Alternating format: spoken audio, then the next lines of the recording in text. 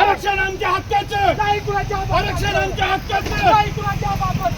अरे या सरकारचं करायचं काय? या सरकारचं करायचं काय? आरक्षण आमच्या हक्काचं.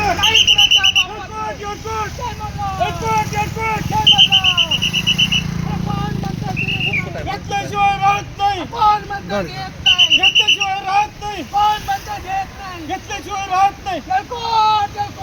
एकच मिशन. या ठिकाणी आमची जी अनेक वर्षाची अंमलबजावणीची मागणी आहे आणि या ठिकाणी आम्हाला वर्षानुवर्ष या ठिकाणी फसवलं जात आहे. काल देखील मुख्यमंत्र्यांनी आम्हाला सरळ सरळ फसवलंय. त्यांनी एक पत्र देऊ म्हटले. अरे कुठले पत्र देत आहे?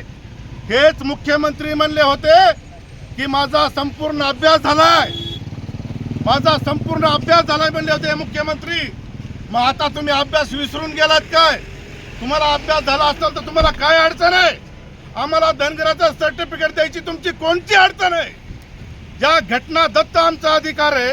आम्ही कायद्याचं पालन करणारे माणसं आहेत आणि वेळोवेळी आम्हाला फसवलं जात आहे, वेगवेगळ्या मार्गाने गुमराह केलं जात आहे आणि आमच्या हक्काचं जे आरक्षण आहे ते आम्हाला दिलंच जात नाही.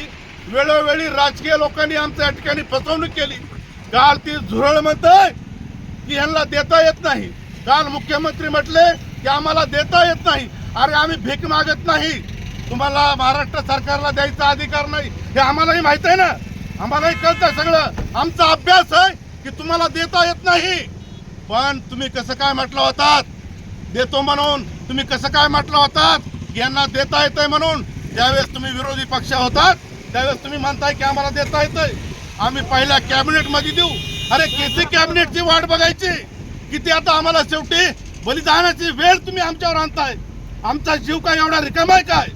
परंतु या गोरगरीब समाजासाठी आम्ही कितीतरी दिवसानं या ठिकाणी झगडतोय. आमचं आम्हाला द्या, आम्हाला भीक मागायची नाहीये. किती क्लेश करायचा? लाखोंचे मोर्चे निघतायत. अनेक 2 वेळेस आम्ही या ठिकाणी उपोषण केलं. आज आमच्या शरीरामध्ये वेगवेगळे जे अवयव आहेत ते डॅमेज व्हायची वेळ आली आहे. तुम्ही मात्र किती टाव पडला तरी ऐकत नाहीत. माय बाप सरकार आहे तुम्ही. आता तरी जागा या आणि आमचं आम्हाला आरक्षण द्या. अरे 36व्या नंबरवर आम्हीच आहेत ना, दुसरं कोण आहे? कुठलं भूत तुम्ही आणतायत? सर सकाळ तुम्ही आम्हाला सर्टिफिकेट द्या आणि आमचा हा मार्ग मोकळा करा, एवढी मी तुम्हाला कळकळीची विनंती करतोय. नाहीतर आम्हाला आमच्या पद्धतीनं जे करायचं ते करू द्या. या जगाचा निराश घ्यायचा असेल तर घेऊ द्या.